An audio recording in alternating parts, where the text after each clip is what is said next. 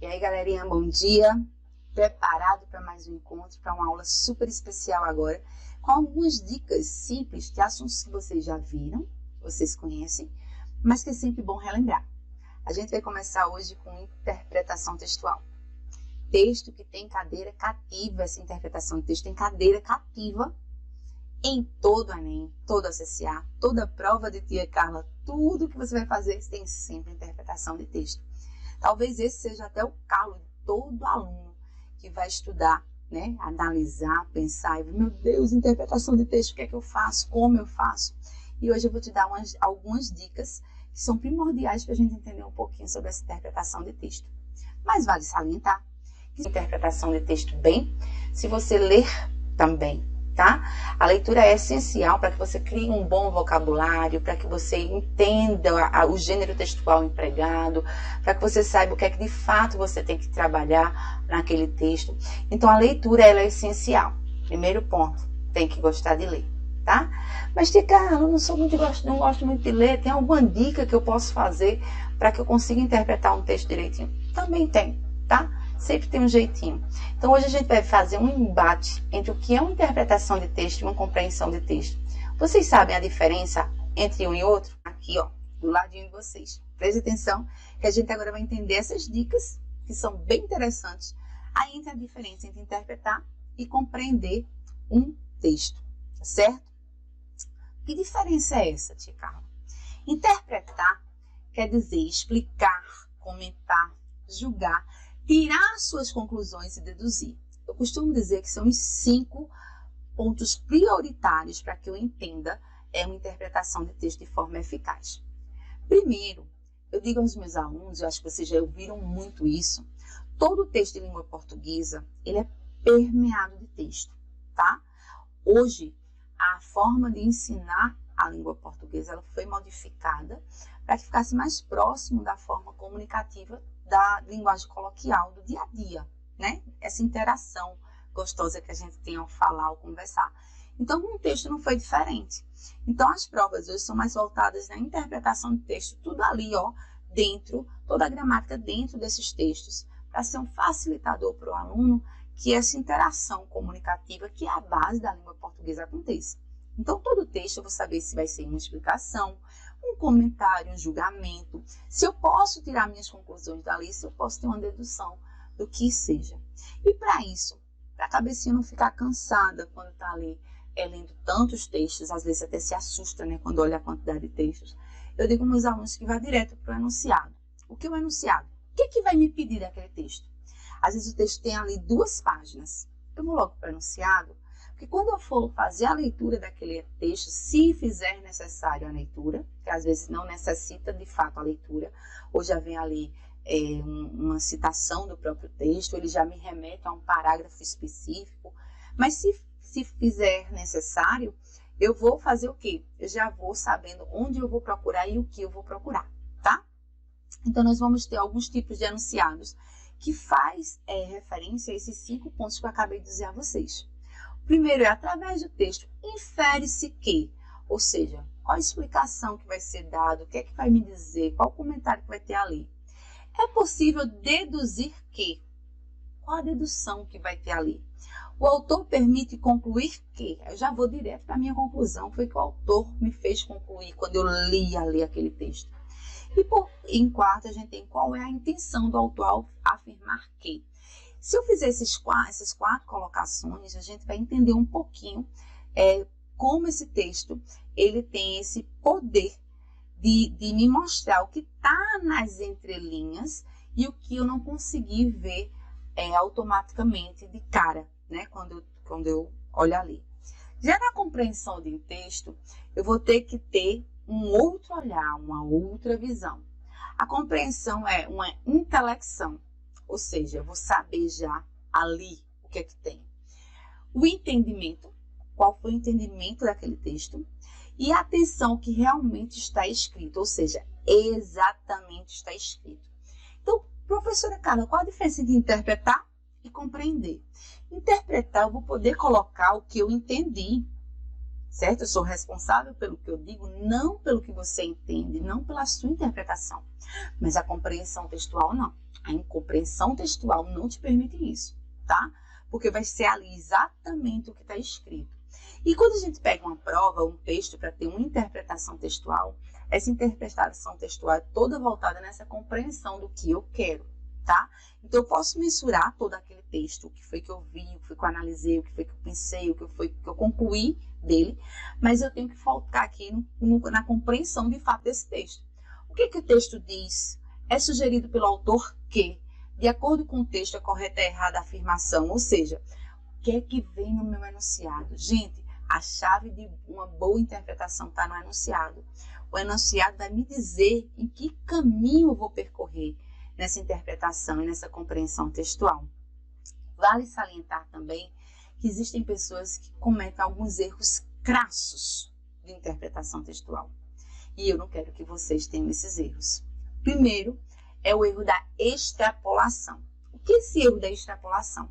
É justamente quando se sai do contexto e você quer começar a acrescentar as ideias que não estão no texto e que você já tem um conhecimento prévio da lei e começa a devanear, né? Criar na sua imaginação, se fosse eu.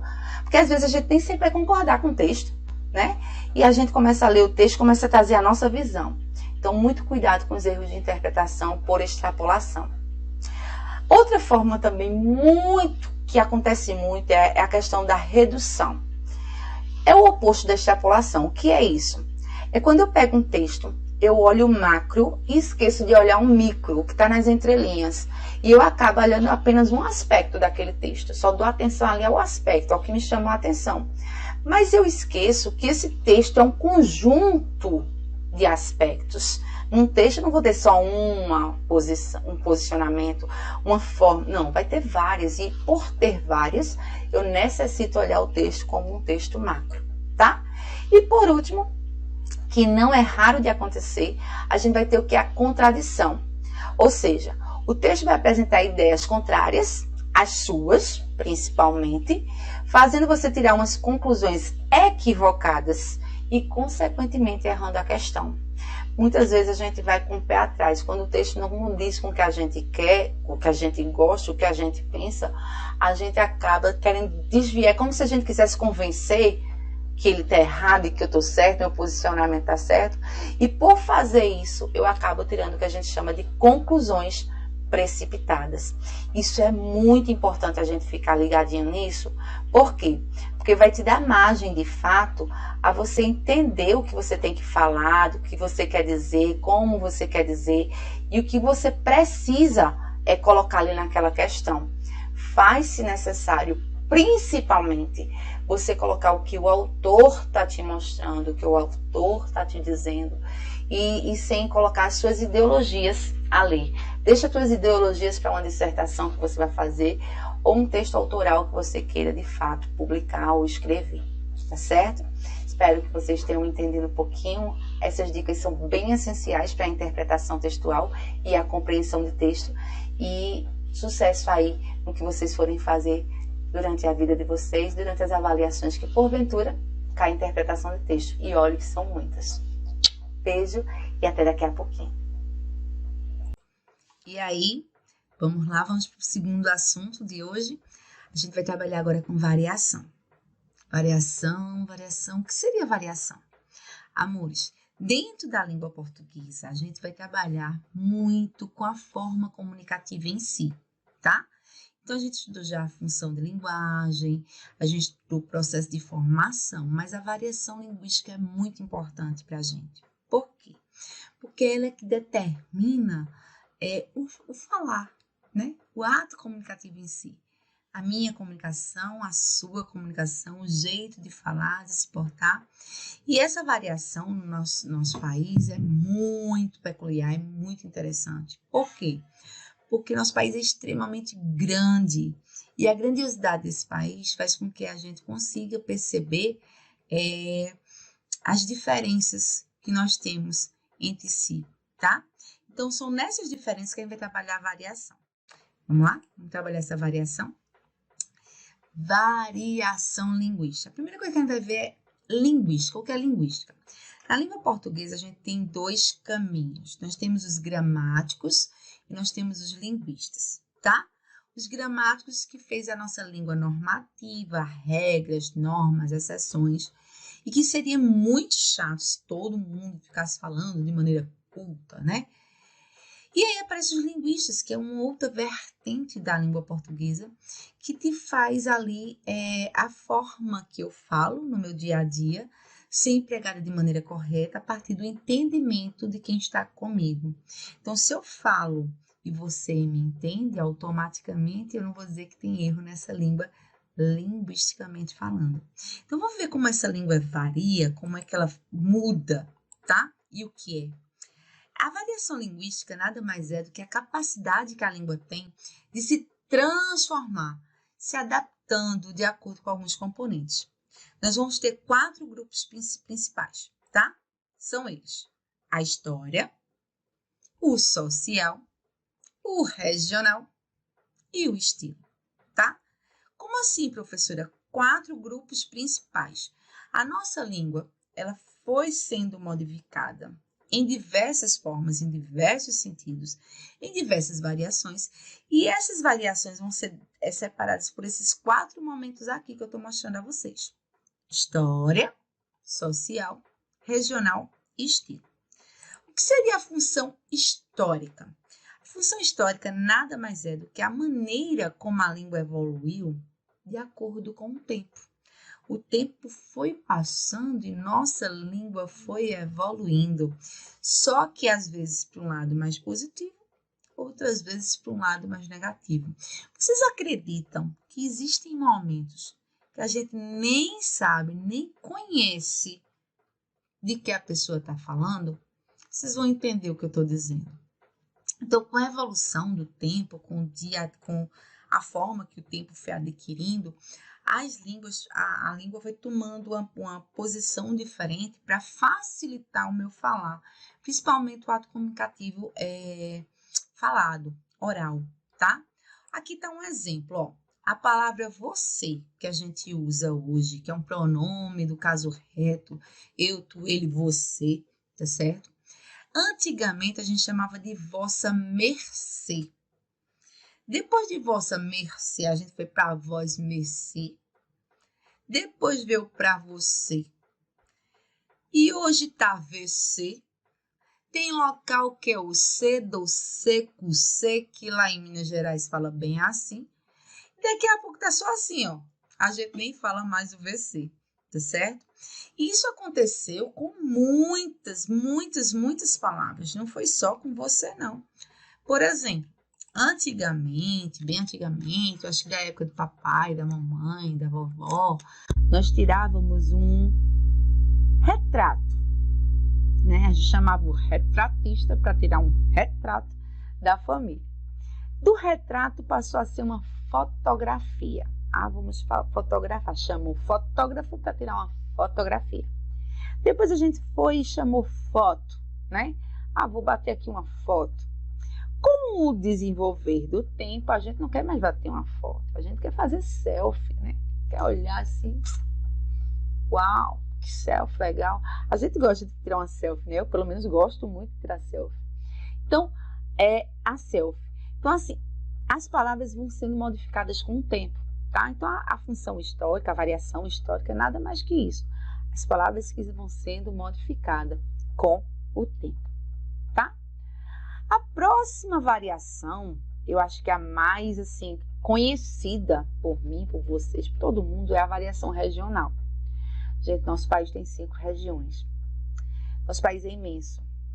E cada palavra distinta falada nessas regiões diferentes, nessas 5 regiões, que elas falam diferente, mas que querem dizer a mesma coisa. E, gente, existem momentos que a gente não consegue se comunicar no nosso próprio país, tá?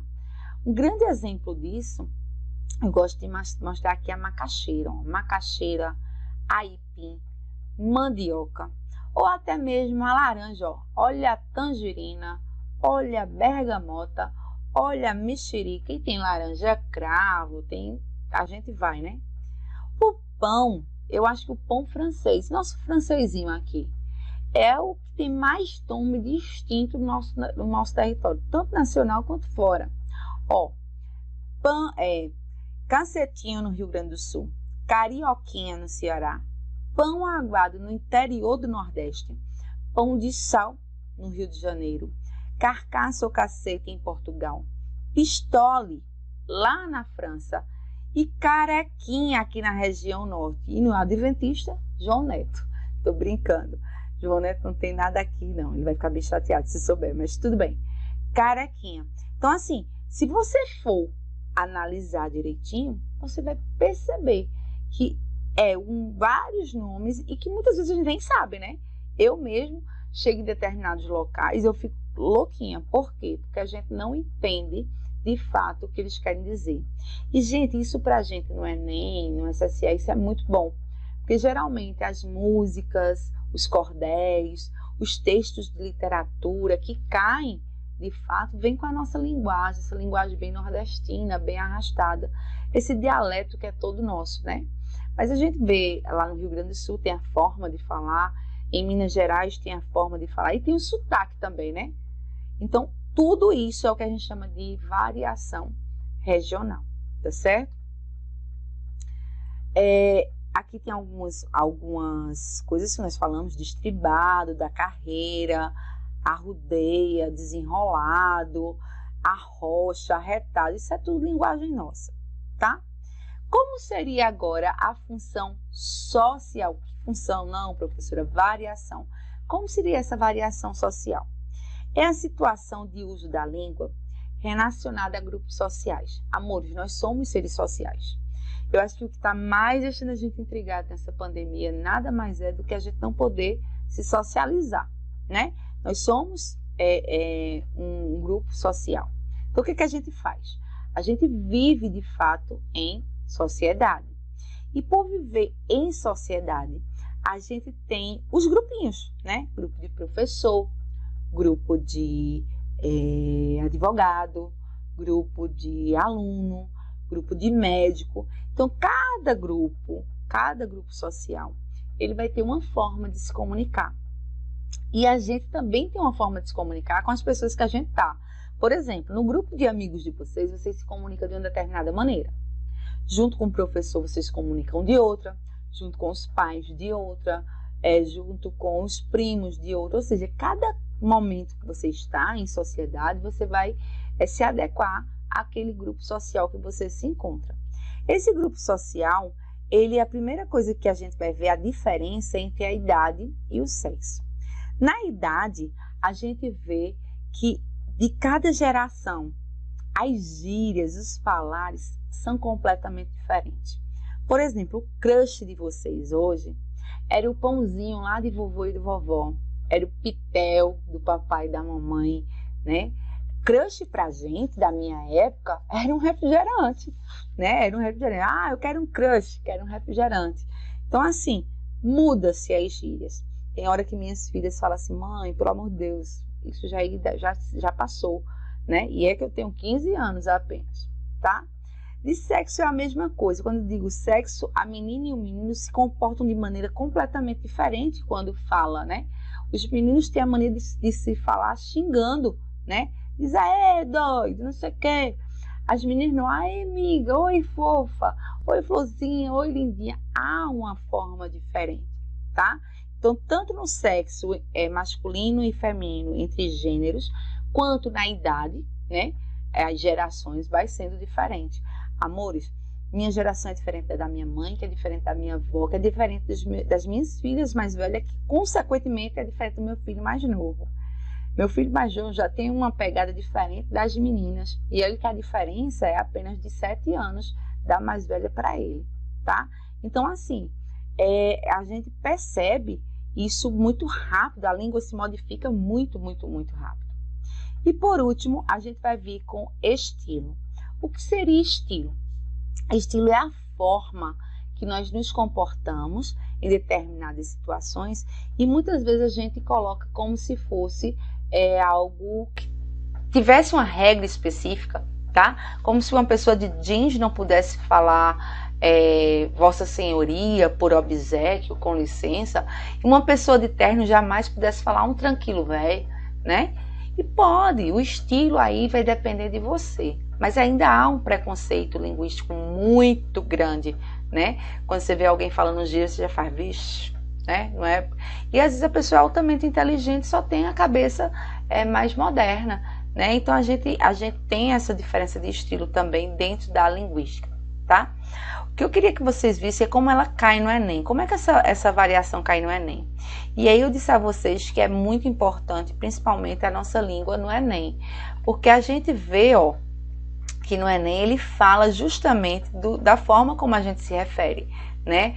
O chorar de dor, oxente, e aí a gente vê essas questões de forma muito coesa, tá? Mas, diante de tudo que foi falado aqui, será que vocês já perceberam essa diferença quando a gente vai falar com alguém, quando a gente vai se comunicar de fato com alguém? Vocês já perceberam isso? Vocês já notaram essa diferença? Muitas vezes até nossos colegas em sala, né? Chega pessoas de outro estado e começa a falar, a gente, não tô entendendo nada, né? Então, a variação linguística, gente, é uma das partes mais bonitas da nossa língua, porque é uma língua única, porém que a gente tem uma diversidade muito, muito, muito grande, né? Espero que vocês tenham compreendido e entendido essas diquinhas rápidas, que se deem bem aí na prova. Um cheiro muito, muito, muito grande para vocês e até a próxima, se assim Deus quiser. Beijo!